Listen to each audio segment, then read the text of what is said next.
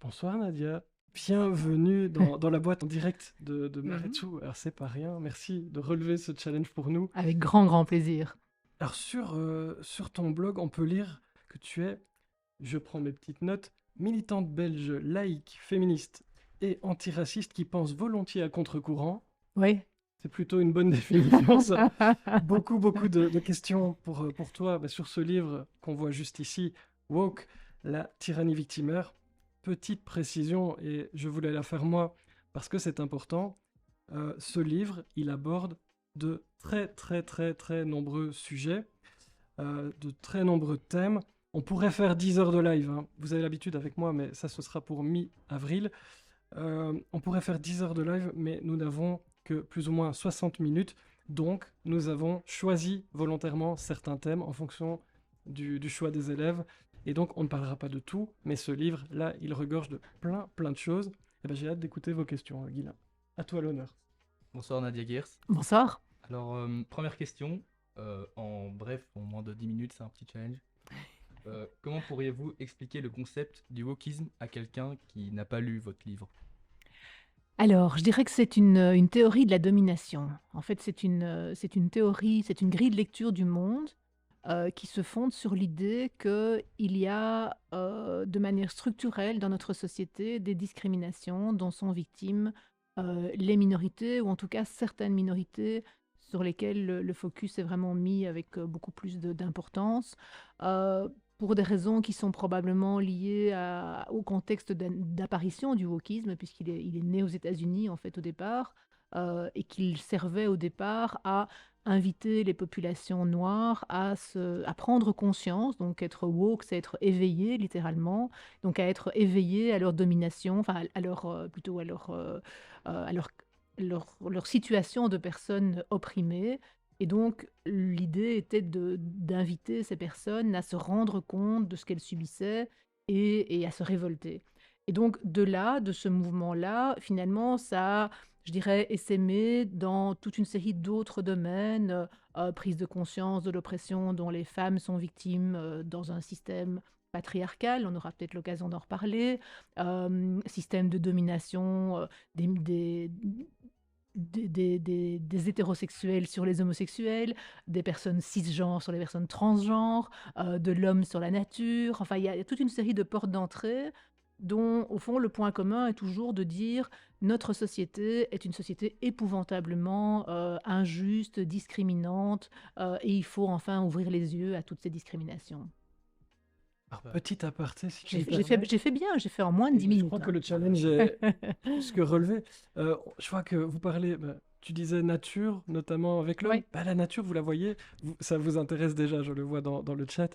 Euh, le décor est sponsorisé par toute l'équipe des élèves, comme ça, vous savez. Et alors, vous vous interrogez sur ce maillot, mais je sais pas si tu veux nous en dire moins, c'est l'équipe de rugby de Maretsu, si je dis pas de bêtises. oui, c'est ça, c'est Ouais, moi, si on l'équipe. parle rugby, je m'en vais. Hein. Ça, je voudrais quand même que ce soit clair tout de suite. Et donc, comme ça, vous savez pourquoi il y a ce maillot. On est au cœur de Maretsu et donc on a mis à l'honneur certains aspects de cette école. Ce sont les choix des élèves de l'option art d'expression, philosophie.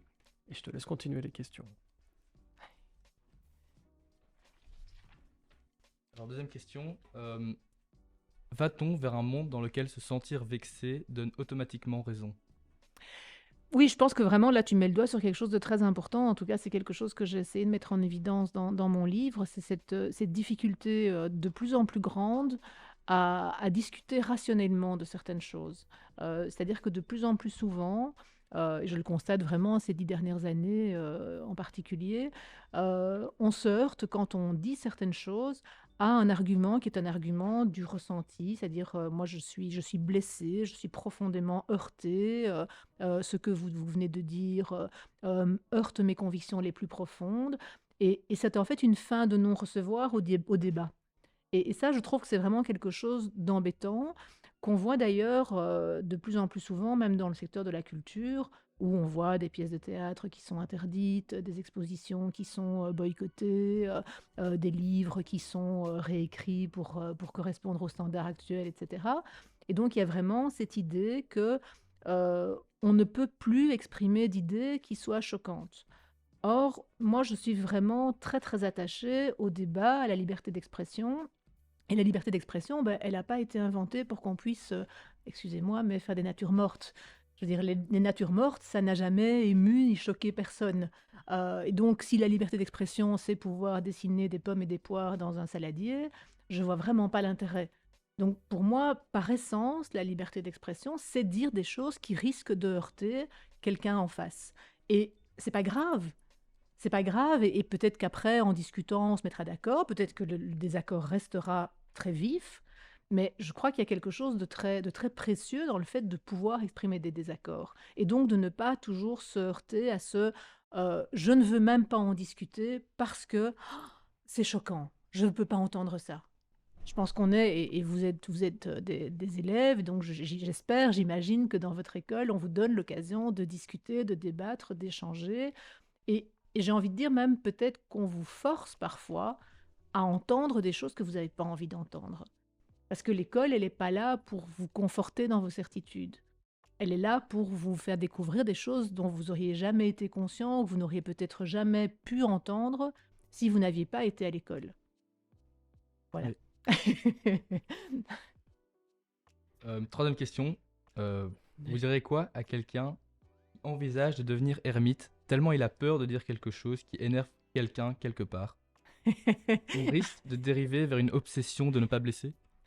Ça revient un peu. Ben, je dirais que je le comprends, mais alors là, je le comprends vraiment à 200%, et en même temps, je dirais, s'il te plaît ou s'il vous plaît, ne faites pas ça, parce que je pense on a vraiment besoin que justement que le débat soit revivifié. Enfin, je- c'est quelque chose que je rencontre de plus en plus souvent, hein, quand je discute, même les fois où je suis invitée dans les médias et où je discute hors antenne avec des journalistes, enfin, avec des gens. En général, les gens me disent en aparté: «Mais oui, mais en fait, on est quand même un peu d'accord», pas toujours sur tout, mais en gros, le désaccord avec ce que je dis, il est pas, il est rarement, total. Mais les gens n'osent pas le dire.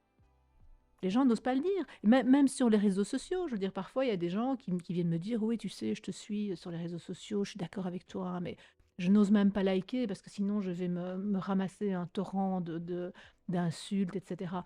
C'est dramatique.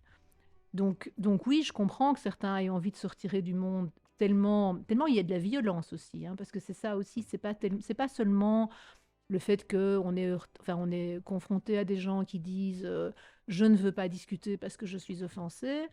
C'est aussi, et ça c'est très paradoxal, la violence de ceux qui se disent offensés. Parce qu'ils ne se disent pas offensés pour aller pleurer dans leur chambre tout seuls sur leur oreiller. Ils se disent offensés pour ensuite, du coup, vous intimer l'ordre de vous taire parce que vous les avez offensés. Et donc, du coup, parfois, recourir à l'insulte, recourir... Ça arrive souvent, puisque tu es quelqu'un qui prend position sur un tas de sujets. Le torrent des Oui, réseaux sociaux, oui, quand même. Oui, oui, c'est beaucoup, dur beaucoup. quand C'est même. dur à gérer. Oui, oui. Comment- Mais ceci dit, je pense que c'est dur pour tout le monde. Je ne veux pas non plus donner l'impression que ce sont mes positions en particulier qui sont difficiles. Je crois que de manière générale, c'est difficile pour tout le monde. Euh, je crois qu'il y a une propension de plus en plus grande à recourir à l'insulte, à s'attaquer à la personne, enfin, à jouer le ballon plutôt que le joueur, hein, enfin, ou plutôt que l'idée, quoi, hein. Ça, je crois que c'est vraiment quelque chose de très, très général. Euh, et, et- et là encore, enfin, je reviens à une des choses qui, moi, me tient à cœur, c'est l'éducation. Je crois qu'on doit vraiment apprendre à nos jeunes à débattre. Et débattre, ça veut dire refuser, mais vraiment à tout prix, l'attaque personnelle.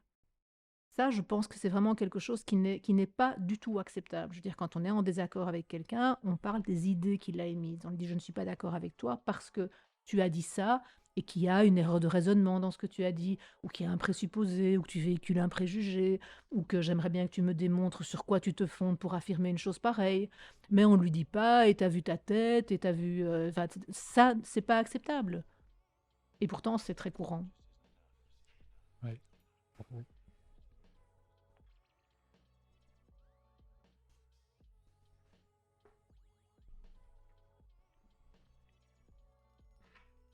Alors là aussi, au le plus bref possible, quels sont les principaux objectifs du mouvement du woke? Ah ah, ça, j'en sais rien. Ça, c'était très bref. Oui, non. Mais je peux faire un peu plus long quand même. Oui, Non, mais je n'en sais rien parce qu'évidemment, je ne suis pas à l'intérieur de ce mouvement, puisque au contraire, je le critique. Euh, mais c'est vrai que c'est une des questions que je me pose. C'est-à-dire, je me demande si les gens qui véhiculent cette vision de la société, ce portrait très négatif, hein, qui nous fait croire qu'on est dans une société horriblement injuste et discriminante, etc. Je me demande s'ils y croient vraiment ou si certains d'entre eux ont un intérêt à, à véhiculer de tels propos parce que pour moi, en fait, ça n'est pas du tout constructif. Je pense que le seul résultat, c'est que ça monte les communautés, je n'aime pas parler de communautés, mais il faut bien en parler de temps en temps, les unes contre les autres. Ça donne l'impression que il y a un adversaire, il y a un ennemi, qu'il faut s'opposer à lui, qu'il faut revendiquer tout le temps de nouvelles choses contre quelqu'un, enfin oui, contre un groupe de gens. Donc je pense que c'est pas du tout quelque chose de positif et de constructif, mais j'ai tendance à croire qu'il n'y a pas d'agenda. En fait, pour essayer de répondre à ta question, j'ai tendance à croire, je suis peut-être naïve, que ces gens croient sincèrement à ce qu'ils disent. Même si moi, ça me paraît quand même assez consternant d'avoir une vision aussi négative de notre société. Par exemple, quand on dit que notre société est structurellement raciste. Moi, je veux bien, évidemment, il y a du racisme, bien sûr, il y a des gens qui sont racistes, ça c'est tout à fait évident, mais parler de racisme structurel, c'est tout à fait autre chose.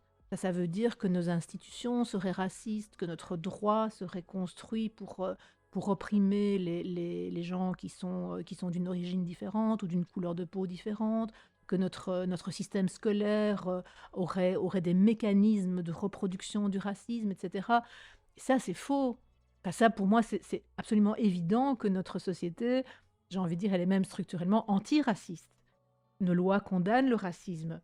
Et donc, pourquoi véhiculer une vision du monde aussi négative?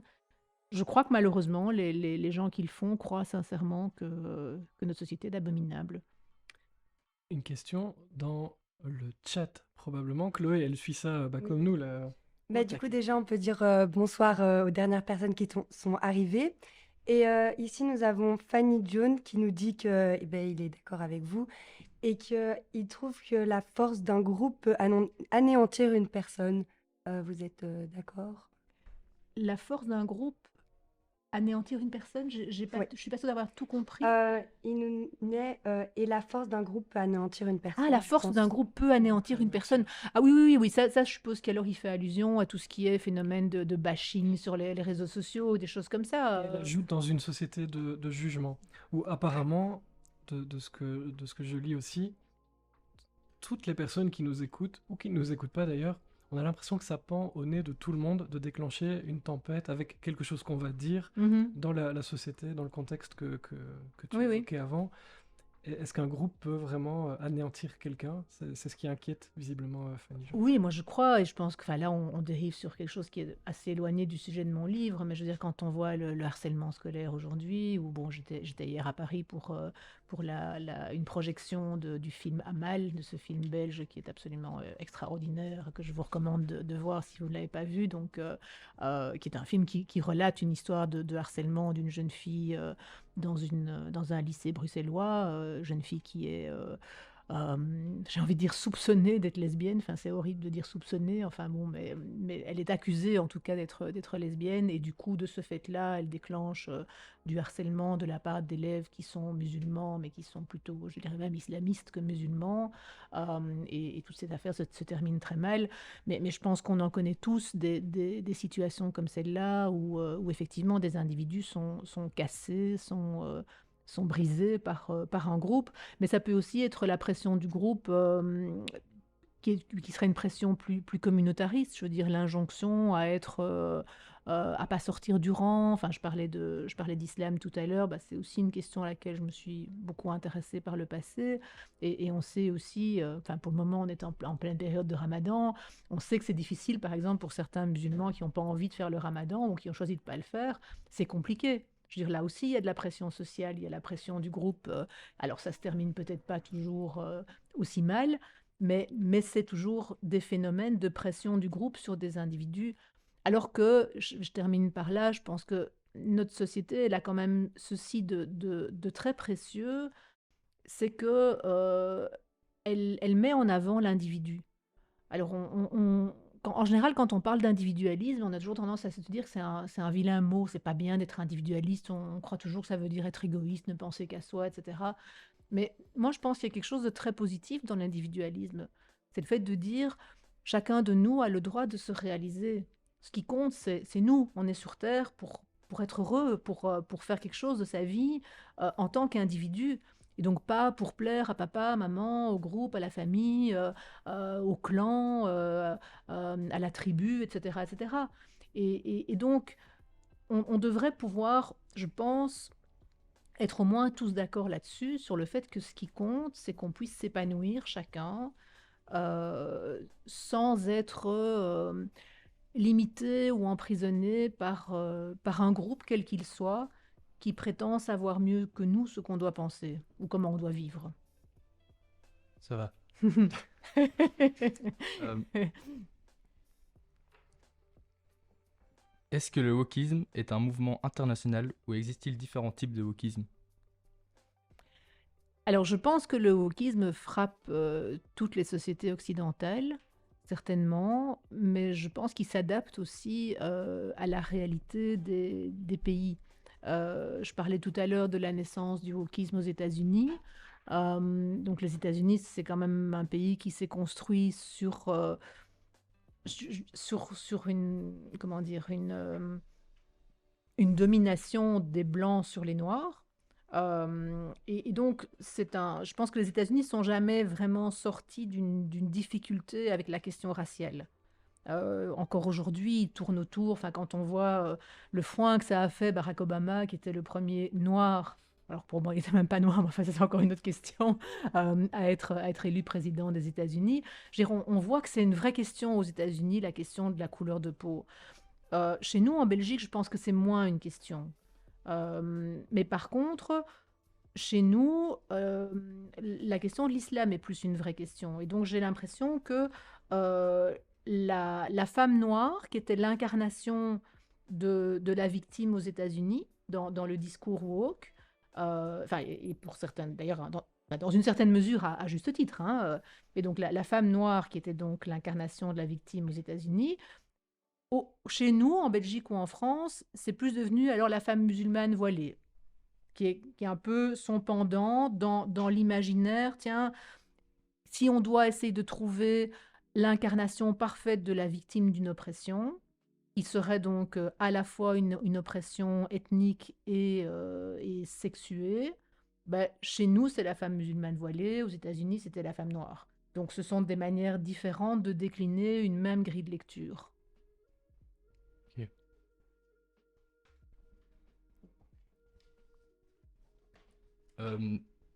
Encore une question. Est-ce qu'on est tous la minorité de quelqu'un?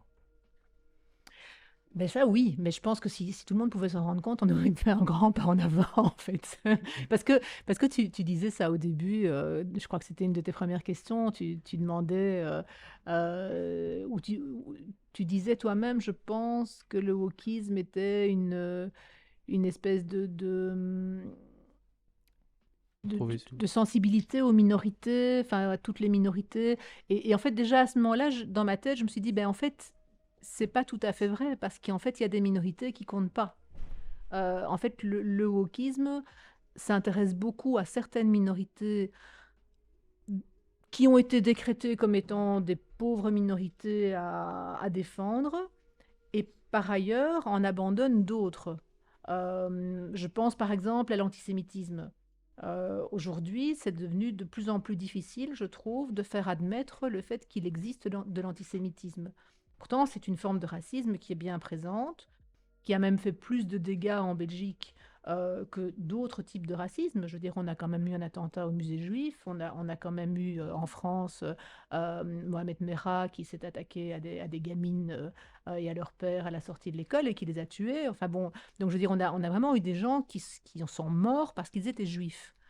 Euh, et, et en même temps, cette minorité-là, curieusement, il ne semble pas intéresser grand monde. Voilà. Et je pense que c'est le cas pour d'autres minorités, parce qu'effectivement, on est tous, quelque part, on est tous singuliers, on est tous uniques, donc on est tous une toute petite minorité, hein, puisqu'on est tous différents de tous les autres. Donc oui, bien sûr qu'on est tous membres de minorités, oui. Merci beaucoup. On est vraiment dans une école, hein. On vous l'avait dit. Et c'est exceptionnel parce que c'est les transitions, en plus, ont été décidées avec la cloche, ou pas? On n'entend pas la cloche. Bon, on va rester à table alors, qu'est-ce que vous en pensez? Dans ce débat passionnant, on va passer à un autre thème qui intéressait beaucoup les élèves avec qui on a préparé ta venue parmi nous. C'est toutes les questions culture, littérature, enseignement. Et la première, c'est qu'est-ce qu'on pourrait dire aujourd'hui aux personnes qui se sentent complètement perdues avec les changements de la langue? Et alors, on en a noté certaines avec les élèves. Les Yel, c'est le Freurs. J'ai découvert Freurs grâce à ce livre. J'étais pas prêt. Je comprends. Et- Je suis toujours pas prête. Et c'est intriguant de voir comment ça a été construit, comment ça a été amené. Il y a du pour, il y a du contre. On a pu en débattre avec les élèves, mais je me disais, avec eux, que peut-on dire aux gens qui sont complètement perdus? Et il y a peut-être des gens qui nous écoutent, qui sont parents, qui sont professeurs, les écrivains. On a beaucoup d'écrivains sur cette chaîne. On leur dit quoi avec toute cette modification qui a lieu dans le mouvement woke? Mais alors, je suis pas sûre d'être la meilleure personne pour répondre à ça, parce que justement, moi, je les comprends très bien, tous ces gens qui sont perdus par rapport à ces nouveaux mots. Et enfin, moi, c'est même pas que je suis perdue, parce qu'en fait, je crois que je m'y retrouve assez bien. C'est juste que j'ai une allergie profonde à tous ces nouveaux termes qui me semblent en fait faire l'exact contraire de ce qu'ils prétendent faire. C'est-à-dire que le mot clé, je crois, pour expliquer tout ça, c'est l'inclusion. C'est un terme dont on entend parler, mais on ne peut pas ouvrir la radio sans entendre parler d'inclusion, toutes les politiques doivent être inclusives, etc. etc. Et donc, inclure, c'est devenu visibiliser toutes les minorités, y compris par des termes qu'on va inventer pour que chacun se sente reconnu. Et donc, des termes comme Yel ou Freur, c'est pour visibiliser, donc sortir de l'invisibilisation dont ils étaient victimes, ceux qui ne se reconnaissent ni dans le sexe masculin, ni dans le sexe féminin. Enfin, il paraît que maintenant il faut dire genre, mais moi je continue à dire sexe parce que je pense que c'est pas la même chose. Mais en fait, tout ça, ça contribue, je trouve, uniquement à coller des étiquettes aux gens, quoi. À dire, en fait, si tu te sens pas pleinement en accord avec les stéréotypes féminins, ni avec les stéréotypes masculins, hop, bah t'es un Yel, quoi. Bah non, on peut être une femme ou un homme et pas être hyper stéréotypé féminin ou masculin. Donc voilà, pour moi, c'est plus du rejet qu'une incompréhension. Et en parlant de rejet, on va faire l'inverse. On va accueillir plein de gens. Soyons inclusifs. Parce que quand on parle littérature, c'est dingue. Vibration littéraire apparaît avec évidemment toutes les personnes qui étaient sur son live. N'hésitez pas, si vous ne connaissez pas encore Vibration littéraire, allez faire un tour. C'est une soirée un peu spéciale, donc dites-nous ce que vous étiez en train de faire dans le chat. J'aime toujours bien. On a la petite tablette, même si on est en déplacement. On va regarder tout ça. On est dans le collège de Maretsu, c'est en Belgique, pour un live de la boîte très très spécial. Ce sont les élèves qui ont préparé et qui animent avec moi ce live.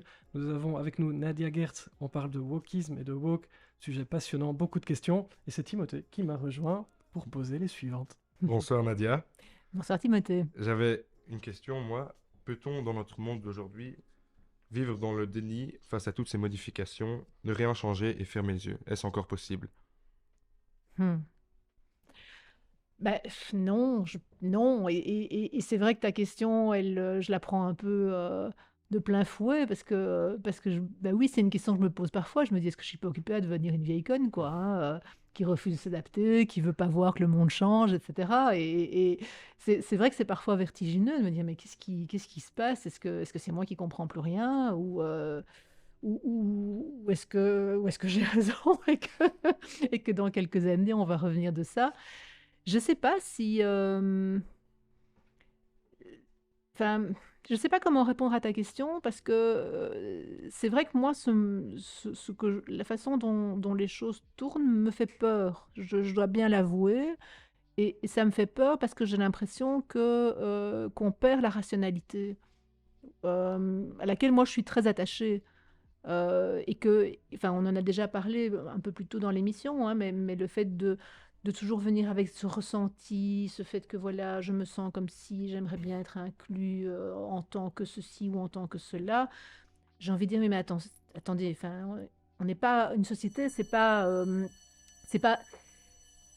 enfin, on peut pas vivre en société comme on organise un repas de famille. Je veux dire, dans un repas de famille, on peut faire attention à toutes les sensibilités, etc. Mais une société, on est dans le registre du politique. Le politique, il doit penser un peu plus général. Et donc, il peut pas faire attention à la sensibilité des uns et des autres. Donc, enfin, sans compter que la sensibilité des uns vise parfois aussi, ou en tout cas a pour conséquence de faire taire ceux qui aimeraient bien exprimer leur propre sensibilité. On n'est pas tous d'accord. On n'est En pas tous résumé. d'accord, mais ce n'est pas une raison pour faire taire qui que ce soit, Mhm. en fait.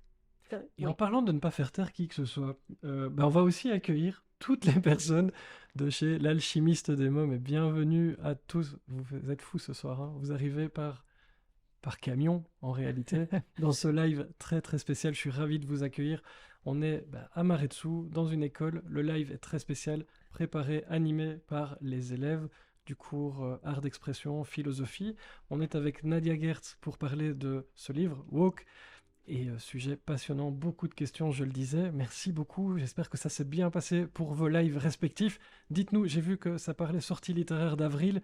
Et chez toi, l'alchimiste, que se passait-il? Est-ce que c'était des jeux? J'aime bien les jeux chez vous. Et Timothée, tu as d'autres questions, j'en suis Oui, sûr. j'ai encore une question pour rester à peu près dans le même registre. On change les titres des livres. Je pense notamment au Des Petits Nègres d'Agatha Christie. Et parfois le contenu, on gomme parfois du contenu, comme par exemple avec Roald Dahl. Est-ce qu'on gomme l'histoire? Et si oui, pourquoi est-ce que ce serait problématique? Mais je pense que c'est problématique parce que ça équivaut à vouloir vivre tout le temps dans un éternel présent, en fait. Moi, je pense que c'est évident que si on lit des œuvres du XVIIe siècle ou du XIXe siècle, elles ne correspondent pas à nos standards actuels. C'est évident. Mais c'est intéressant, justement, de découvrir que il y a eu un temps où les gens écrivaient de cette manière-là, utilisaient ces mots-là, se représentaient les rôles féminins, les rôles masculins de telle manière-là, de cette manière-là, etc., etc. Et donc, si on réécrit, pardon, les livres en permanence pour les faire correspondre à nos standards actuels, en fait, on se condamne à vivre dans un éternel présent. On perd l'histoire, on perd l'évolution, le fait que le monde n'a pas toujours été tel qu'il est. Et puis, on prend aussi parfois un peu les gens pour des cons. Parce que, bon, Roald Dahl, enfin, je veux dire, aller gommer des histoires enfin, des portraits d'une femme, on peut plus dire qu'elle était grosse parce que ce serait de la grossophobie. Mais attendez, enfin, les gosses dans la cour de récréation, ils disent bien pire, quoi. Enfin, donc, enfin, de nouveau, pour ne pas choquer, on va en fait, je crois qu'on fait faire aussi à la littérature ce qu'elle n'a pas pour rôle de faire. La littérature n'a pas pour rôle de, de dire, d'être morale, en fait. La littérature n'est pas morale, c'est l'imaginaire d'un auteur qui va parfois écrire des choses abominables, qui sont le fruit de son imagination. Ça ne veut pas dire qu'il y adhère non plus. Ça veut dire qu'il met en scène des personnages, et ces personnages peuvent être odieux, ils peuvent être racistes, ils peuvent être sexistes, ça peut être des hauts dignitaires du système nazi. Enfin, et ça ne veut pas dire que l'écrivain accepte ça. Ça veut dire qu'il se met dans la peau de quelqu'un qui est parfois un personnage très antipathique et qui nous fait vivre ou qui nous fait comprendre comment des individus comme ça fonctionnent, pensent, vivent, etc. Et donc, je pense qu'en voulant à tout prix faire de la littérature un catalogue de bons sentiments, on l'appauvrit terriblement en fait. Et on lui fait jouer un rôle qui n'est pas le sien. Justement, ce que vous me dites, moi, ça me fait penser à une question qui sort un peu de mes fiches. Donc pour vous, si je comprends bien, il faut séparer l'œuvre de l'artiste, Oui, particulièrement en oui, littérature. oui, très clairement, oui. Très bien, merci. Pour revenir un peu à notamment les Des Petits Nègres d'Agatha Christie, excusez-moi, pourquoi est-ce qu'ils étaient 10 et pas Yel était 10? Tant qu'à faire, cette fameuse règle du masculin qui l'emporte dérange moins que certains termes. Ah, c'est peut-être l'étape suivante, hein. À mon avis, ils étaient 10. C'est vrai qu'il n'y a pas de raison que ça reste comme ça, parce que c'est quand même hyper patriarcal, quoi, hein. Il n'y a que des mecs là-dedans, c'est scandaleux. Mais ce que je voudrais dire aussi par rapport à cette histoire de débaptisation, rebaptisation des dix petits nègres, c'est que souvent on objecte à ça qu'au fond les héritiers d'Agatha Christie étaient d'accord, qu'ils ont marqué leur accord et que donc du coup il n'y a pas de problème. Sauf qu'en fait, je trouve que c'est un peu réducteur de dire ça parce qu'il y a quand même un argument très commercial derrière aussi. C'est-à-dire qu'on sait bien euh, que les héritiers ou les ayants droit d'Agatha Christie savent probablement très bien que s'ils refusent, le livre risque de ne plus se vendre. C'est ça aussi, en fait. C'est que pour pouvoir continuer à être commercialisé, il faut correspondre à des standards de bienséance, de bien-pensance, et c'est ça qui est insupportable, en fait. On le voit aujourd'hui dans l'univers cinématographique aussi. On voit des réalisateurs qui sont obligés, s'ils veulent pouvoir concourir pour avoir un prix, un César par exemple, ils doivent correspondre à des standards de diversité. Et donc ça veut dire que faire un film qui serait un film qui se passerait dans la Norvège du XVIe siècle, qui serait un film de guerre, ben, c'est pas possible parce qu'il y aura que des hommes norvégiens, parce qu'au XVIe siècle, il y avait que des hommes qui se battaient. Et ça, c'est pas assez diversifié. Mais c'est débile. Enfin, pourquoi est-ce qu'on interdirait à un réalisateur de faire un film sur une guerre au XVIe siècle en Norvège, sous prétexte qu'il faut des Noirs, des femmes et des handicapés? Mais est-ce qu'on interdit à ce réalisateur de faire ce film? Non, mais il sait déjà qu'il se coupe de toute une potentialité de succès, de récompense, etc. Et c'est ça qui est embêtant, je trouve. Le seul critère pour moi devrait être la qualité du film. Mais merci, mais pour rebondir là-dessus, Oui. ma question suivante est l'intolérance face aux opinions contraires grimpe. On pourrait annuler de plus en plus d'événements. Oui. Est-ce que pour vous, ça pose un problème? Mais oui, parce que je pense que c'est un peu. Je vais faire un parallèle avec quelque chose dont j'avais pas du tout prévu de parler, mais ça me fait penser au débat qu'il y a eu au moment de l'attentat contre Charlie Hebdo, où la société est divisée entre ceux qui disaient il faut soutenir Charlie Hebdo, il faut continuer à faire des caricatures du prophète, etc., parce que la liberté d'expression est en jeu, et ceux qui disaient bon, bah, après tout, s'il y a des gens pour qui c'est vraiment très très très important qu'on dessine pas leur prophète, bah, on pourrait peut-être aussi tout simplement s'abstenir de le dessiner, quoi. Et moi, à l'époque, et je n'ai pas changé d'avis, je disais, mais non, parce que si aujourd'hui on accepte de ne plus dessiner le prophète de l'islam parce que ça choque certains musulmans, ben demain, il y aura autre chose qui sera devenue la pire chose possible qu'on peut faire pour offenser une religion et qu'il faudra donc aussi interdire. Et donc la tolérance au fait d'être choqué va diminuer de plus en plus, en fait. Donc pour moi, il faut vraiment maintenir ce droit à exprimer des choses qui dérangent. Et justement, alors pour rebondir sur Charlie Hebdo, encore une fois, je sors un peu de mes C'est fils. super, tant mieux. Est-ce qu'aujourd'hui, on peut encore rire de tout? Et est-ce qu'on rit encore effectivement de tout? Souvent, on entend dire, avant, on pouvait rire de tout. Aujourd'hui, on peut rire de plus grand-chose. Est-ce qu'on peut rire encore de tout? Et est-ce qu'on rit effectivement encore de tout aujourd'hui, contrairement à ce que les gens disent?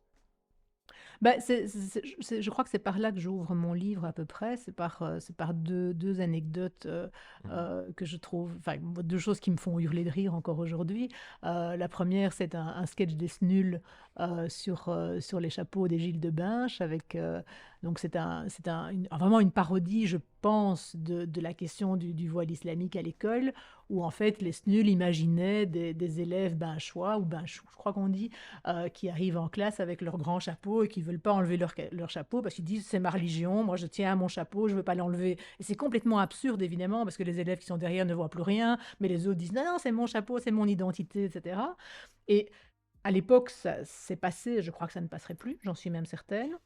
Et le deuxième exemple, c'est les Monty Pythons, qui, dans La vie de Brian, imaginent un dialogue qui est d'une actualité absolument géniale, entre trois militants anticapitalistes, altermondialistes, en fait tout ce qu'on voudra, dont un homme qui, à un moment donné, décide qu'il veut se faire appeler Loretta parce qu'en fait, il a toujours rêvé d'être une femme et qu'il veut pouvoir enfanter.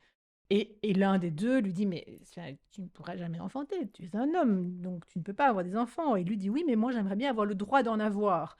Et donc, finalement, ils s'accordent pour dire, eh bien, mettons-nous d'accord pour le fait que tu ne pourras jamais avoir d'enfants, mais tu as le droit d'en avoir, puisque c'est ça que tu as besoin d'entendre.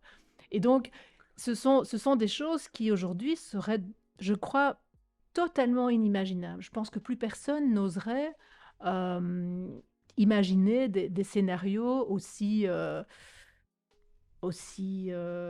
comment dire, aussi choquants, aussi peu aussi irrespectueux, en fait. Et je trouve ça très dommage.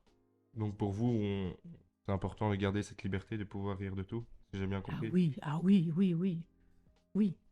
100 fois oui. Et puis la liberté du chat aussi, on va en reparler dans 2 petites secondes, mais je pense que tu avais repéré un message. Oui, alors on a Christophe qui nous demande si vous trouvez que le wokisme est une idéologie ayant un objectif politique, et si oui, lequel? Ou bien est-ce simplement un mode de pensée marginal qui a trouvé un écho mondial un peu par hasard, grâce entre autres aux réseaux sociaux? Mais en fait, je ne... je- enfin, j'ai déjà répondu en partie à la question précédemment quand je disais que je pensais que la plupart des gens qui s'inscrivent dans ce mouvement, alors après, bon, c'est pas vraiment un mouvement, c'est plutôt une lame de fond culturelle. euh, je pense que la plupart sont sincères. Euh, et je pense que d'une certaine manière, euh, c'est un peu la conséquence inévitable de nos démocraties. Ce que je veux dire par là, c'est que je pense que plus nos démocraties sont abouties, c'est-à-dire que plus les lois ont éliminé les discriminations et sont égalitaires, plus on devient sensible à tout ce qui reste comme inégalité. Je veux dire, quand il y avait de l'esclavage, ben, les esclaves, ils ne voulaient pas, ils voulaient pas l'égalité salariale, ils voulaient juste cesser d'être esclaves. Bon. Euh, donc, donc il est normal, évidemment, qu'on commence par revendiquer ce qui est le plus horrible, le plus injuste, et puis que, une fois que tout ça est acquis, on travaille sur les choses qui restent. Et je crois que c'est un peu à ça qu'on assiste maintenant. Euh, Ce qui m'inquiète, c'est pas tellement qu'il y ait une volonté de continuer à traquer le racisme, le sexisme, l'homophobie. C'est évidemment tout à fait nécessaire de les traquer. Ce qui m'inquiète, c'est d'en arriver à un portrait aussi monstrueux de notre société, en fait. Euh, je vais peut-être prendre un exemple qui est celui du terme féminicide, parce que ça rejoint aussi la question que tu posais tout à l'heure sur cette avalanche de nouveaux mots. Et ce terme féminicide, c'est toujours un terme qui moi, m'a dérangé sans que je comprenne très bien pourquoi. Euh, enfin, en fait, je voyais simplement le fait qu'on mettait dans le même chapeau des choses, à mon sens, très différentes. C'est-à-dire que on peut avoir un tueur en série aux États-Unis qui déteste les femmes pour une raison ou pour une autre et qui un jour débarque dans une assemblée et tue quelques femmes. Enfin, c'est arrivé. C'est évidemment un crime de haine contre les femmes. Et puis on peut avoir dans un couple une dispute conjugale qui tourne mal, ou Bertrand Cantat par exemple. Alors je ne dis pas que c'est bien, évidemment, c'est absolument horrible, mais pourquoi est-ce qu'on met les deux sous le même chapeau? Si ce n'est parce qu'il y a évidemment une victime qui est une femme. Et en fait, l'argument de ceux qui défendent le terme féminicide, c'est de dire que les féminicides sont la preuve que notre société est encore terriblement patriarcale. Or, en fait, notre continent, le continent européen, est le continent sur lequel il y a le moins de féminicides. Je veux dire, il vaut infiniment mieux, pardon, être une femme en Europe qu'en Asie, en Afrique, en Amérique, ou même en Océanie, je pense. Donc en fait, je crois que d'abord, il faut comparer ce qui se passe chez nous avec ce qui se passe ailleurs, et je pense qu'on n'est pas si mal loti que ça. Et l'autre chose que je voulais dire aussi, c'est qu'en fait, les féminicides, pour moi, sont plutôt l'indice d'une violence qui est masculine, mais qui n'est pas spécifiquement dirigée contre les femmes. Je veux dire, dans les prisons, il y a beaucoup plus d'hommes que de femmes.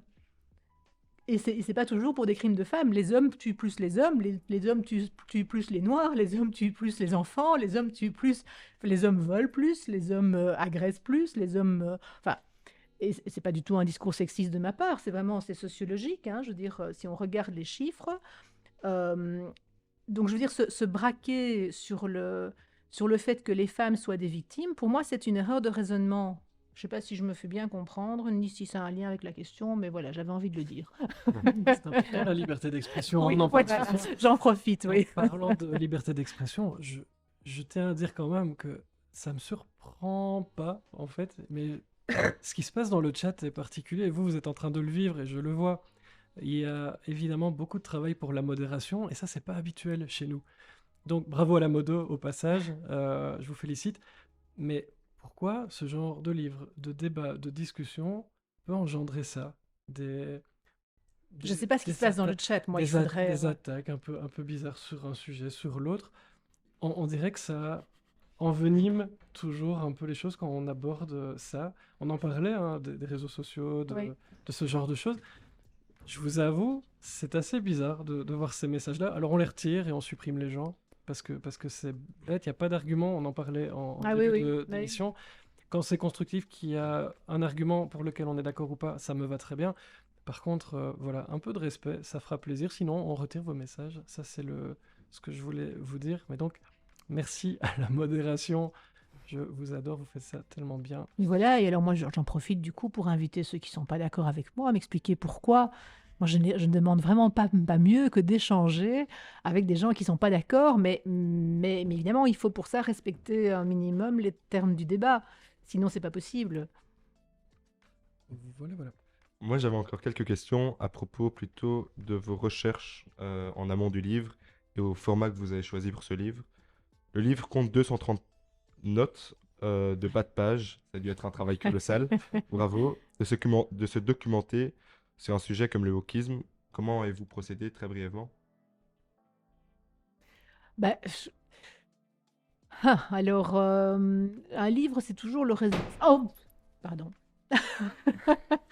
Un- Attaque du chat.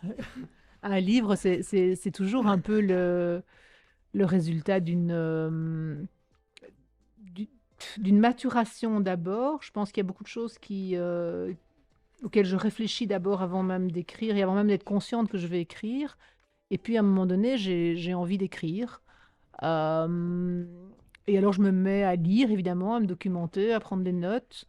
Et je crois que les notes de bas de page, ici, elles s'expliquent par le fait que je voulais vraiment, peut-être plus que dans d'autres livres, montrer que ce que je disais ne sortait pas de mon imagination, que c'était sourcé, que c'était référencé, que justement, qu'on pouvait discuter, mais que j'avançais quand même des choses qui étaient des faits. C'est pas juste mon point de vue comme ça parce qu'un beau jour j'ai décidé que j'aimais pas le wokisme, quoi.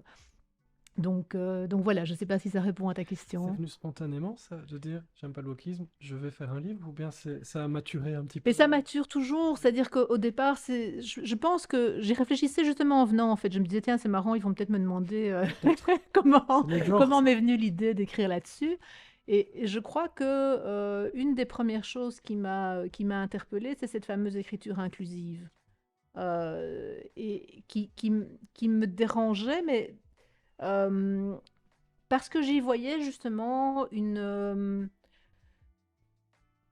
charge accusatoire. En fait, c'est ça qui me dérange le plus dans le wokisme, je crois. C'est le fait de pas seulement dire il y a des injustices, il y a des discriminations, etc., mais c'est de toujours pointer un doigt accusateur sur quelqu'un ou quelque chose. Dans le cas de l'écriture inclusive, c'est la langue française est sexiste. Voilà. Ah bon. Et donc, il faut réparer cette injustice. Avec des choses qui parfois me paraissaient aberrantes, parce que par exemple, qu'on veuille absolument dire il et elle, donc pour bien marquer que voilà, qu'on pense bien que dans une assemblée, il y a des hommes et des femmes, pourquoi pas. ou qu'on dise les enseignants et les enseignantes, d'accord. Mais quand on commence à vous dire, par exemple, qu'il vaut mieux utiliser des termes qui sont des termes, zut, j'ai oublié le nom, enfin des termes qui sont asexués en quelque sorte. Donc par exemple, il vaut mieux dire les ministres, parce que ça n'évoque pas, enfin c'est pas, il n'y a pas de féminin ni de masculin, quoi. Là, je me dis, mais en fait, est-ce que le but, c'est de visibiliser les femmes ou est-ce que c'est d'invisibiliser les hommes? Enfin, est-ce que c'est une volonté d'être visibilisé ou est-ce qu'il y a de la vengeance derrière de dire, ah, mais puisque nous, on ne voit pas, ben vous non plus, on ne veut plus nous voir. Enfin, voilà.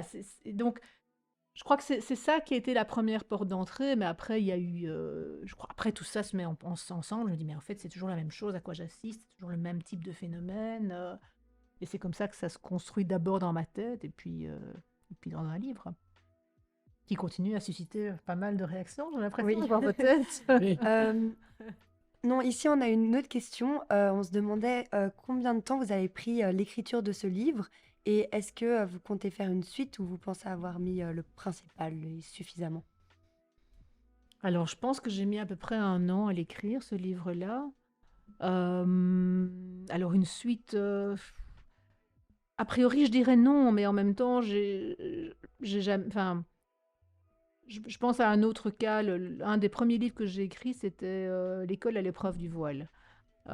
C'était en 2006, je crois, quelque chose comme ça. Et c'était sur la question du voile à l'école, comme son nom l'indique. Et à l'époque, si on m'avait demandé si j'allais écrire une suite, j'aurais dit non, certainement pas. J'ai tout dit.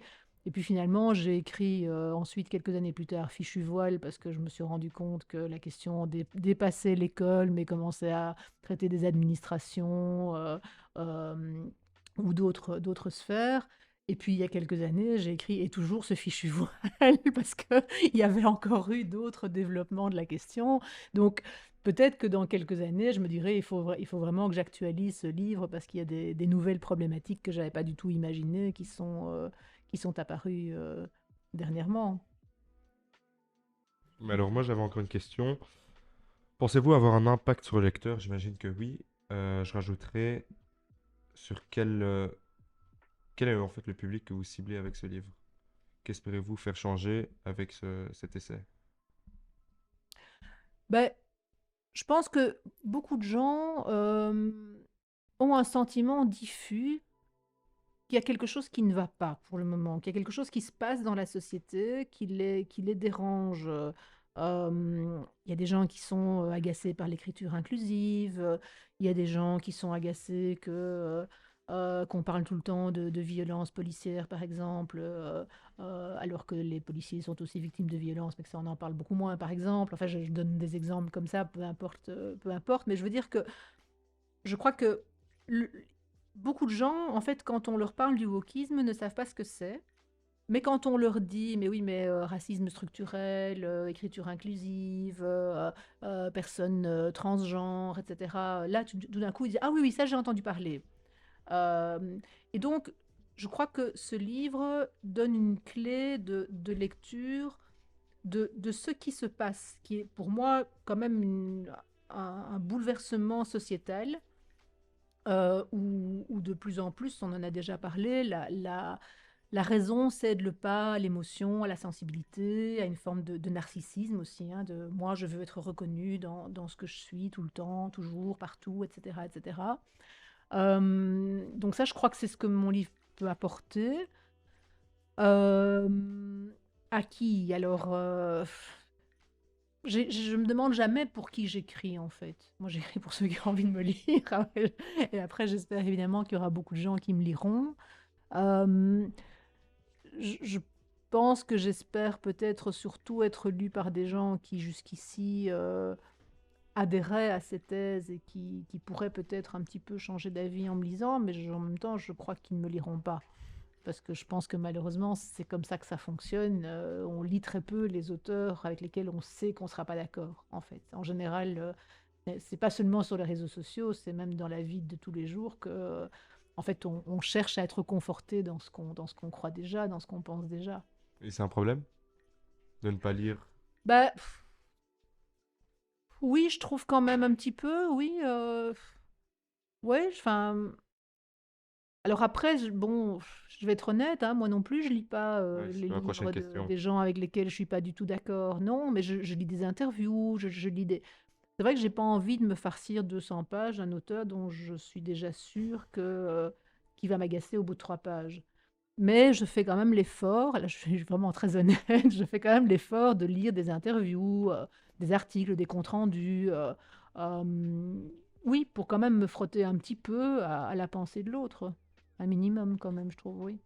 Et est-ce que c'est grâce à des essais que votre...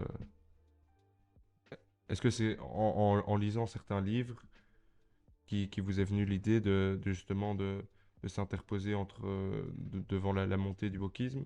Ou bien, enfin, comment vous êtes venu en fait à écrire ce livre et à avoir ces idées? Mais Et on demande dans le chat pourquoi un essai.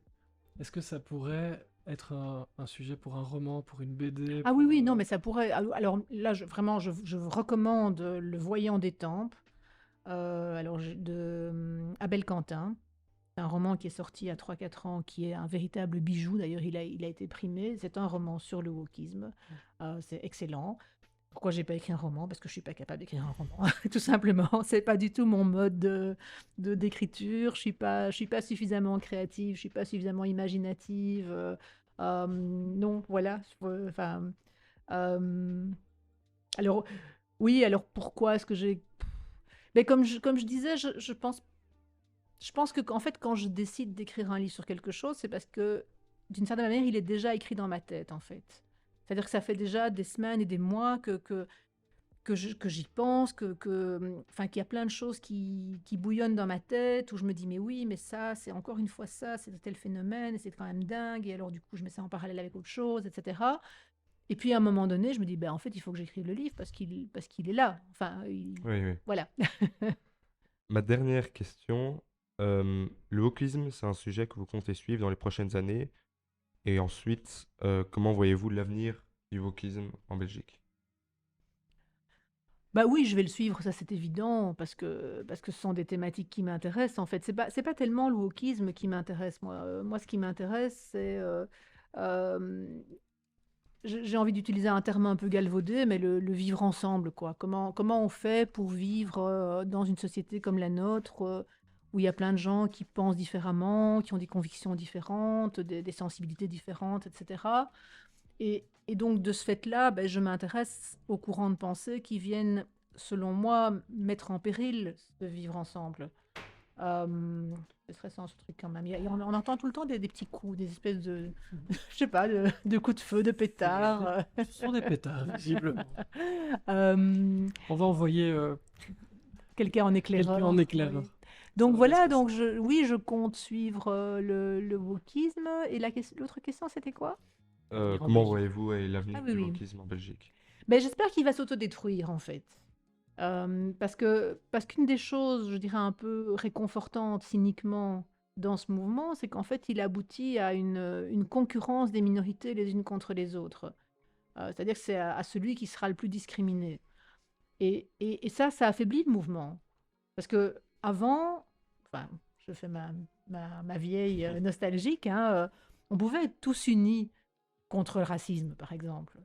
Mais à partir du moment où vous allez organiser des marches contre le racisme, vous allez mettre à l'avant du cortège les Noirs, et puis après vous allez mettre les Maghrébins, et puis vous allez mettre les Asiatiques ailleurs, parce que c'est encore un autre type de minorité. C'est du vécu, ça, hein, c'est véridique, c'est des choses qui se font aujourd'hui dans les manifestations, mais forcément ça devient insupportable. Les minorités commencent à enfin, se battre entre elles en disant, mais enfin, c'est pas juste, pourquoi est-ce que toi t'es devant et moi derrière dans le cortège, ou pourquoi est-ce qu'on peut pas être ensemble alors qu'en fait on partage la même cause, etc. Et donc, mon espoir, mais il est faible, c'est que ce mouvement s'autodétruira assez rapidement grâce à ces incohérences, en fait. Donc, une des finalités plausibles pour le mouvement woke, pour vous, c'est l'autodestruction. C'est ce à quoi je m'accroche quand je veux être optimiste, oui. Très bien. J'avais encore une question. Depuis quelque temps, on voit apparaître des lecteurs en sensibilité, Oui. qui sont chargés, par exemple, de relire les manuscrits pour détecter et gommer d'éventuels problèmes avant l'apparition du livre. La liberté des artistes est-elle menacée avec ces soi-disant lecteurs en sensibilité? Bah oui, Bah, évidemment, oui, parce qu'en fait, le but au départ, c'est d'éviter à l'auteur un procès. En fait, c'est ça la raison qui est invoquée, hein, c'est de dire, Ouais. voilà, il vaut mieux agir en amont pour éviter de se retrouver avec un procès sur les bras parce que le livre était, je sais pas, homophobe, sexiste, raciste, etc. Mais sauf que, de nouveau, c'est absurde. Je veux dire, un livre ne peut pas être homophobe, raciste ou sexiste. Enfin, c'est le personnage qui l'est éventuellement. Le personnage principal peut avoir des propos ignobles, oui, mais c'est un personnage, c'est de la fiction. Donc, donc oui, moi je comprends même pas en fait qu'on puisse, en fait, et qu'on puisse aussi comparer ça, parce que donc ceux qui défendent ce principe des lecteurs en sensibilité, pardon, font le parallèle avec le fait qu'un auteur se documente. Par exemple, si son personnage est un chirurgien, bah, il va aller se documenter sur le monde de la chirurgie pour pas dire de conneries. Mais sauf que c'est pas du tout la même chose. Je veux dire, enfin, on va pas aller se documenter sur ce qu'est être noir pour pas dire de conneries sur les noirs. Si le personnage est raciste et qu'il a des stéréotypes envers les noirs, ben, il est logique qu'il se retrouve dans son livre. C'est son imaginaire raciste à lui qui s'exprime. Et évidemment que c'est faux, évidemment que c'est pas conforme à ce qu'est vraiment une personne noire, forcément, puisqu'il n'y a pas d'essentialisme de la personne noire. Mais donc ça n'a rien à voir avec le fait de se documenter sur un métier ou sur quoi que ce soit d'autre. Très bien, mais je vous remercie. C'était ma dernière question. Merci Avec beaucoup, Nadia. plaisir. Et on en a encore une petite parce qu'il reste 4 minutes Oui, ensemble, oui, sans explosion, d'accord, rien du tout. espérons. Beaucoup de messages. Il y a aussi des questions et beaucoup de réactions, Chouette, je quand même. précise. Et une, ça m'interpelle, mais c'est intéressant. Après la convergence, la concurrence des luttes. Ah oui, oui, mais c'est vraiment ça. C'est un peu ça le wokisme Oui, chaque minorité, chaque cause, chaque lutte. oui, oui, C'est- et même le terme de convergence des luttes, en fait, c'est un terme qui est vraiment souvent utilisé parmi les partisans du wokisme, de l'intersectionnalité, etc. Mais en fait, ce qui se passe sur le terrain, c'est tout sauf de la convergence des luttes, en fait. C'est une espèce de mantra, c'est un truc qui fait bien, comme ça, dire ah, convergence des luttes, mais en fait, c'est pas du tout ça qui se passe. Je parlais tout à l'heure de ce classement dans des manifestations entre personnes de différentes catégories, entre guillemets. J'ai lu notamment un livre écrit par Nora Bussigny, qui est une journaliste française qui a infiltré pendant 1 an différents groupes woke en France, notamment autour de la marche des fiertés. Et elle raconte, donc ce que je viens de dire sur le racisme, elle le raconte par rapport à cette marche où il y avait les transgenres qui manifestaient en premier lieu, et puis derrière, il y a les lesbiennes, les homosexuels, les personnes racisées, et où en fait les membres du service d'ordre étaient chargés de trier les gens pour être sûr qu'ils soient bien tous dans une case, quoi. Et où par exemple, il y avait des couples homosexuels avec l'un qui était français de souche et l'autre racisé, ils ne pouvaient pas défiler ensemble. Parce que le racisé devait aller dans le groupe des racisés, et le français le français de souche devait rester dans le groupe des français de souche. Ça n'a rien de convergent, quoi. Clairement pas. Moi, de mon temps, je veux dire, enfin, je prends encore ma vieille, mais je veux dire, les manifestations contre le racisme, on allait tous ensemble, quoi. Et on se préoccupait même pas de savoir quelle était la couleur de peau de celui qui marchait à côté de nous. On était tous là pour la même cause. Pourquoi est-ce qu'on aurait commencé à mesurer notre carnation? Enfin, c'est absurde. Sujet au cœur du quotidien, de la société. On le disait dans Oui. l'intro. On va évidemment te laisser le mot de la fin pour refermer le couvercle de cette boîte qui était la tienne, la première partie de cette boîte très spéciale en direct de Maretsu. Que souhaites-tu nous dire pour conclure ton passage ici à l'école avec ce livre woke? Ben, ce que je souhaite dire, alors c'est difficile de conclure, mais comme j'ai rencontré des élèves, enfin, c'était vraiment une super expérience. Donc, enfin, vraiment, ça, c'est très, très chouette parce que ça fait quand même quelques années que ça m'est plus arrivé de me retrouver comme ça à échanger avec des jeunes d'école secondaire. C'est vraiment de défendre la liberté d'expression, de résister à la tentation de vouloir faire taire l'autre parce qu'on n'est pas d'accord avec ce qu'il dit, quoi. Ça, je crois que vraiment, il y a que de cette manière-là qu'on pourra préserver la diversité des idées, parce que ce terme diversité, c'est aussi un terme très à la mode, hein, tout le monde veut de la diversité. Mais la diversité des idées, je trouve qu'elle est parfois de moins en moins présente. Or, c'est la seule chose, la seule diversité pour moi qui compte, en fait. C'est que les gens puissent penser différemment les uns des autres et se respecter quand même dans le plus grand désaccord parfois, mais avec respect. Et dans le chat, beaucoup de questions sur la langue, sur le fait. Ça a l'air de perturber pas mal. Oui, le changement des phrases, des mots qu'on n'avait jamais entendus. Le passage sur le féminicide aussi a Mhm. beaucoup fait réagir. Plein de sujets dans ce livre de Nadia Geertz, Woke. N'hésitez pas, parce que il y a le livre et puis il y a toutes les discussions qui en découlent. Et c'est là où c'était vraiment passionnant. Merci beaucoup d'avoir Avec été grand plaisir. avec nous ce soir Merci. dans cette émission spéciale. Merci beaucoup, Merci. Chloé, la voix du chat ce soir en ma compagnie. Merci beaucoup.